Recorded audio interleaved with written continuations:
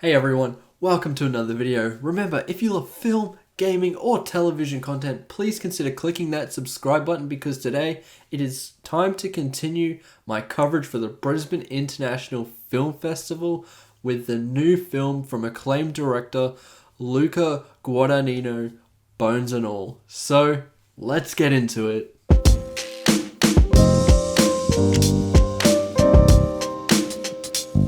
I have to say, BIFF this year is shaping up to be a really good festival with the two films that I've seen so far. I got to experience a theatre which I've never been to before called the Brisbane Powerhouse. It was really cool and I got a quick photo in front of the BIFF sign. The theatre was nice, and I think most of the time the audience at these festivals are just some of my favorites. The communal thing that a lot of directors harp on about in terms of going to a theatre to see a movie, I don't really experience most of the time when I'm going to any regular old screening. But when I go to a film festival, you feel that atmosphere a whole lot more, and that's why I recommend going to any film festival that's near you. I went to the Australian premiere of Red Rocket last year at BIFF 2021, and it was one of the most strictest screenings I have ever been to. There was a massive piracy warning, and we were told to turn our phones off, and if we were caught with having them on, we would be instantly kicked out of the screening. They had security people walking around the theatre with night vision goggles. I wish I was joking, but that's really not the case. And it was a really unique experience that was kind of replicated again this year when I saw Bones and All. With this Bones and All screening, we are seeing it a month before it releases here in Australia.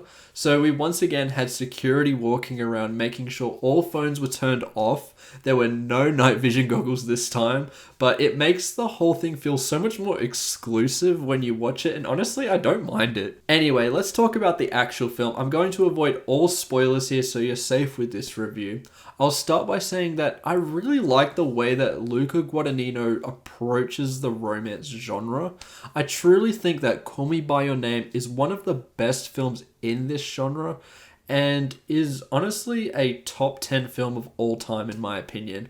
I think he once again nails the genre with Bones and All. The way he shows this relationship progressing really sticks with you throughout the duration of the film's runtime, and I really enjoyed how everything played out right to its conclusion. Now, between this film and Call Me By Your Name, he made Suspiria, and weirdly enough, I think he utilizes some of the things that really worked in Suspiria and some of the things that worked really well in Call Me By Your Name and puts them both into Bones and All.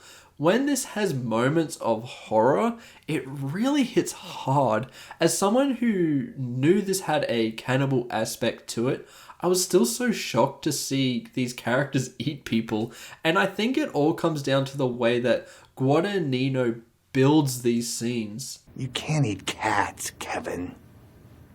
Taylor Russell plays the protagonist here, and she is excellent in this. The only other thing I have seen her in previously was Waves, which I thought she was also great in, and I think she's really showing to be a great up-and-coming actress that really needs to be put in more stuff. She is a very interesting character who is somewhat conflicted and has to deal with a lot of the repercussions that come from being a cannibal, and she really does a great job with this nuanced performance. The other half of this relationship was the character Lee, played by one of the best actors working right now, Timothée Chalamet.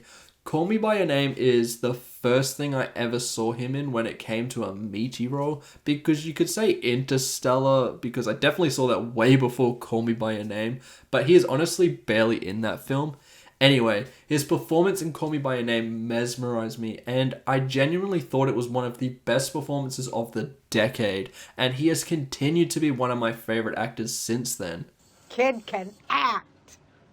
Once again, he is the standout here. From the moment he is introduced into this film, he just adds so much energy, and the character is fairly mysterious, and it is interesting to find out more about him.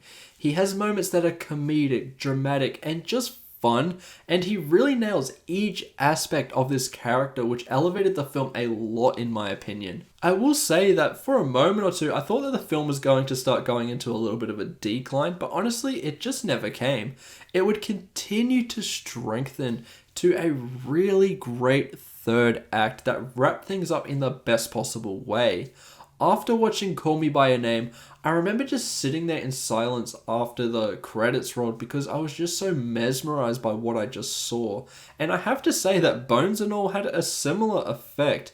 It didn't hit me as hard as Call Me By Your Name did, but it still hit me, and I really have to appreciate that. Another performance that I think really needs to be mentioned is the one from Mark Rylance. He's never really the number one thought I have when I'm leaving the theater and talking about some of the best performances in a film, but I always think that he did a really great job in whatever he's in, and the film would be weaker if he wasn't in it. I can say the same here. He's not in the film a whole lot, but when he appears, he really makes the most of his screen time, and some of the best scenes in the whole film feature his character. There is also a quick appearance from Michael Stuhlbarg, who was also in Call Me By Your Name, and he is also great in the one scene he has. I weirdly think that despite the heavy subject matter, that Bones and All was a bit of a crowd pleaser at times. It knows when to take itself seriously and when to just let itself go and give the audience a laugh. And that balance really helps with the film's pacing and justifies the 2-hour and 10-minute runtime. On a technical note, I don't think this was as good as Call Me By Your Name was, but I still really enjoyed the craft that Guadagnino brought to the screen here. The cinematography was gorgeous, utilizing a stunning 35mm, which really enhanced this. I will say though that a lot of scenes are shot in pretty generic locations in my opinion, so the cinematography wasn't always something I was really thinking about. It did have moments where I thought it was genuinely stunning, but it wasn't a consistent enough thing. There are also some really nice camera movements, utilizing a lot of whip pans and zooms that I think kept the film feeling fresh and youthful. The score in Bones and All felt very similar to the one in mid-90s in my opinion, which I don't mind because the score in mid-90s is one of my favorites and I still listen to it to this day. But I was thinking throughout the film's runtime, why is this so similar? And then I saw in the end credits that both Trent Reznor and Atticus Ross did the score for Bones and All, and they obviously did the score for mid-90s, which makes a whole lot more sense now. Overall, I was really not expecting Bones and All to be as good as this. While I don't think it hits the incredible highs that Call Me By Your Name hits, I was never really expecting it to because, as I said, that's a top 10 film of all time. I, however, really appreciate how Luca Guadagnino's work with the romance genre and his collaboration with Timothée Chalamet has been nothing but success in my opinion.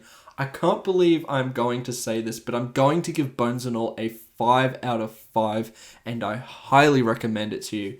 It really hit the highs I was looking for. This probably is more a 4.5 out of 5 when you really boil it down, but I just love how Guadagnino's approach to the genre just affects me so much, so I just have to bump it up because it really connects with me. Another great film has been added to this year's festival, and I can't wait for everything else that I'm going to see because this has been phenomenal so far. Anyway, thank you so much for watching the video. Let me know in the comments below what you think about Bones and All if you have seen it. And I'd also love to know what's your favorite Guadagnino film. Also let me know that in the comments below. Next up on the festival slate, I'm going to be seeing Final Cut, which if you didn't know was the opening film of this year's Cannes Film Festival. And I'm hoping that this will give me some dumb fun because it really looks like that type of movie. If you want to see more of my BIFF coverage, I have a playlist right above me, so check that one out too. Remember to like and subscribe, and I'll see you in the next one. Goodbye.